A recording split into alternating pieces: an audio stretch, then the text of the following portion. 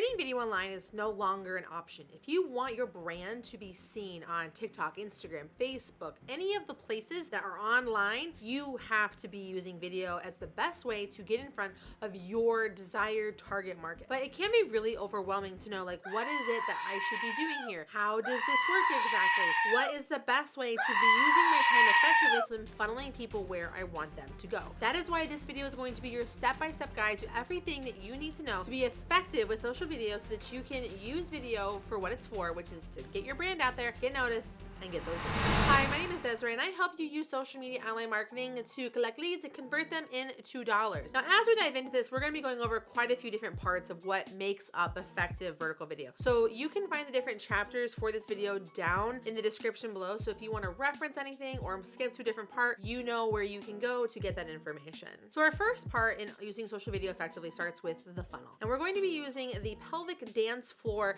creator as the expert in this. She is a pelvic floor doctor that is helping you use your pelvic floor effectively so that you can do all the things. And I think that she does the best job as a service provider with using vertical video effectively through the funnel. So when we're getting started, the first thing that we want to do at the top of our funnel is we want to be creating entertaining and trending content. Now, entertaining and trending content is going to be videos like this, where we are dancing and having fun because it's a trending topic that's happening, or a video like this one right here, where we are using a sound bite, but adjusting the words on the screen to tailor to our business specifically. What you can see that the pelvic dance floor doctor has done is she has used those trends to collect people and get attention at the top of the funnel. You want to do this because entertainment and trends is how we attract people to our audience best as possible. To give you a really great example of who does this really, really well is actually the White House. The White House is always trying to make sure they are communicating their agenda, what they have going on, what they're doing to help make our country move smoothly, and all that kind of stuff. And rather than fighting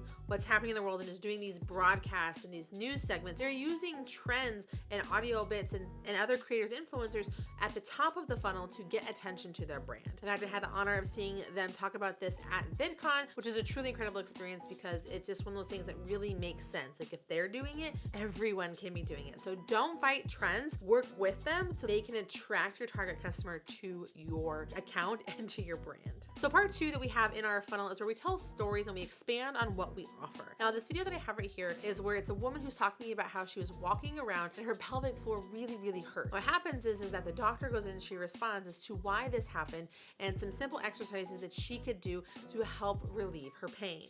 Now, she also goes into her account, if you go dive into it, and you can see lots of other really great story accounts where she's teaching you things and explaining how things work. One of my favorites is this video right here, where she is talking about how you should be sitting fully down on the toilet and that like germs can't happen on it. And it's this whole hilarious video talking about how you should properly pee, because if you're peeing without sitting, it's affecting your pelvic floor. Anyway, she's connecting with her audience through the funnel, the second step. This is where we are bonding with our audience and making sure that they are in the right place and really connected to our content. For the pelvic dance floor doctor, she probably is not going to want to be talking really a whole lot with men or people that are uninterested in this kind of information. So it kind of whittles people down and whittles them out of the funnel because she eventually wants to get to the bottom section, which is where we have our direct sales. As you can see from this video right here, she's talking directly about like, so you've been referred to get pelvic floor therapy by your doctor. This is what you need to do. It's the direct sale. It's how you get to her service very specifically. This is where you talk about what you have to offer, what it is that you sell, and how people watching video can work and buy from you. These videos are not going to be the ones that go viral, get the most views. These are the ones that are going to get you the most sales though, and that convert for you. Now, if you want to talk about like a calendar for this funnel, like how many of these content pieces should we be making? Let's look at this as if we're going to create one video every single day over the course of 7 days. Okay. So at the top, we want to create 3 or 4 of these videos. In the middle, we want to create 2 or 3 of these videos. And at the bottom, we want to create 1 or 2 of these videos. You kind of can decide how you want to do that within the week based on like what is trending, what you guys have in the hopper for like creating content, or what you really in the mood to do on the platform. What this funnel is going to do is help you create content effectively that isn't just shooting fish in a barrel. You're able to really very specifically get who you want to talk to into your account and converting that content for you. Finding this content is a lot easier than you might think. It's just a matter of spending time on the apps, looking for trending audio sounds that are working really well and you see a lot, and figuring out how can you tailor them to your brand. And then of course, spending time answering questions, responding to the questions that people are asking in a way that makes sense for your business, and having those direct one-on-one face-to-face conversations with your audience to get them to buy. Now, when it comes to creating video content, I love to use StreamYard. It is a browser-based recording platform that allows for me to go live, record interviews, record just straight up videos, do screen recordings, and so many other things. I can very easily repurpose that content into short form vertical videos and other clips as well, simply from the app that I can then auto-publish straight to what I'm doing. I'm a big believer in working smart, not hard. So if you're using long form content as like the pillar of what you're doing for your marketing, repurposing that content into shorts is the best way to use short form video without doing those extra legwork pieces. So if you want to check out StreamYard, you can do it for free in the link I have you down below. There's so many great ways that you can use StreamYard to minimize the work and the resistance that you have around creating content and make it really easy and seamless for you. Now, once we have figured out like what we're going to create videos about and once we've recorded it, now we need to have an effective message to pair with the video. So when we're talking about messaging, it's the text on the screen that isn't on the video. It's at the bottom of the screen where we're having like the expanded information about what's going on in the post, or maybe context for what's going on. Every platform sort of has their own way that messaging works best for. TikTok, usually kind of shorter and to the point. With Instagram, you can have really long messages, maybe like a short video. In LinkedIn, long message with the video. There's so many different ways you just kind of play with those kinds of messaging and those content pieces based on the platform that you have chosen to create your vertical video on. So we're trying to identify what's going on with our messaging. Our messaging needs to support our video, but also needs to support the agenda that we have for our content calendar and our content plan. So some of the things I'm going to ask is like, what's the content that we need to have? What's the messaging we need to do? What is the information we need to share?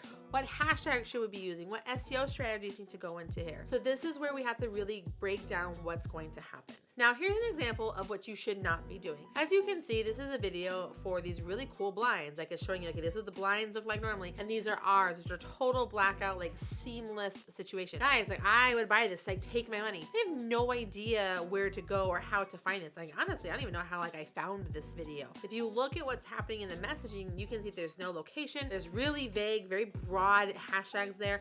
It doesn't have any calls to actions of where I can go to buy these, purchase these, or take the next step. Now, the video that you see on screen now is going to be from a cool granite company that is in Lubbock, Texas. How do I know it's in Lubbock, Texas? Because they tagged those places. They not only tagged the location, but they also made sure to include those hashtags in their description as well so they can maximize relevancy and also the SEO of the area. They also have talked a little bit about what's happening in the video in the description as well. So when you're talking about your messaging, you really want to make sure that you're supporting what is happening on your content and how people can get more from you and contact you and of course buy from you.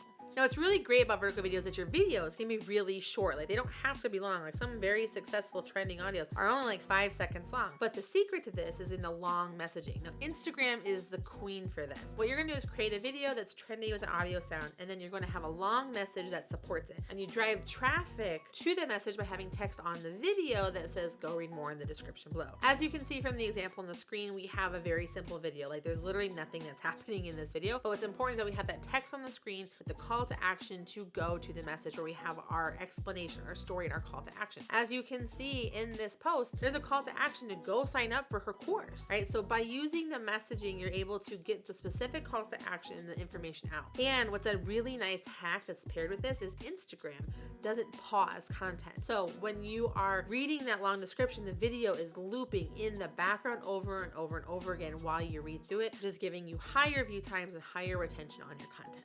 In this example, literally the audio is, hey, get off my sandwich. And then she says, no. And she tailors the content around the sandwich and the no to get out of my DMs. And then she has the supporting information, what's happening in the message of her post. And the call to action that she's giving this is to go leave a comment down below of who you wish would get out of your DMs. This is a great example of how to get engagement from your content that isn't super salesy, but can boost your relevancy and boost your visibility because people are commenting, because this is an incredibly relatable issue that so many people have around Instagram. Now, like I mentioned earlier, we want to work smart, not hard. Sometimes we can't create vertical video and a unique piece of content for every single platform. So it is totally okay if you take one vertical video and you share it to multiple places. But you have to make sure that you are playing the rules of the individual platforms for the best chance for it to succeed. So you want to make sure that you're adjusting any messaging, hashtags, SEO, and doing the small little back-end things on those content pieces so that you can maximize its reach and visibility. There are really great tools like repurpose.io, which will allow for you to set up if-then statements where like if you post a video here, it's going to automatically post to all the places, and that can maximize that content's reach, but it doesn't have the adjustment. So it's really about how much time and attention you can give to something. Obviously, like anything in content creation, the more time you spend on it, the more tailored, more polished, and the more chance for success it is going to have.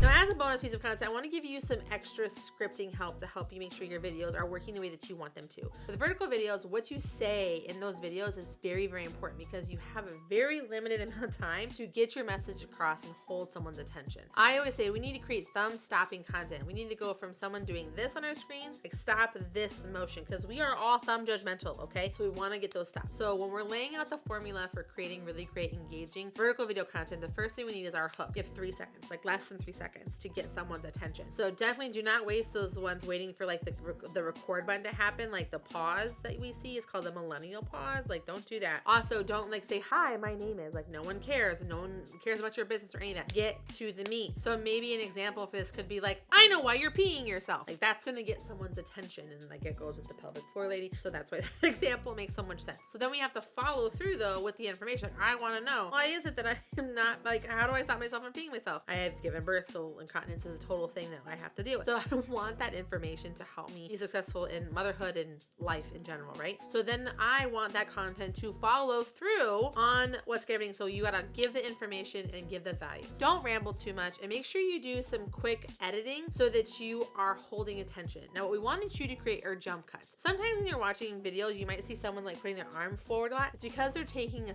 pause and to breathe and collect their thoughts so that they can then hit record. One of the easiest things I like to do is like use our little spinning chairs and just like rotate in quarter moves in a circle after delivering 1 or 2 sentences.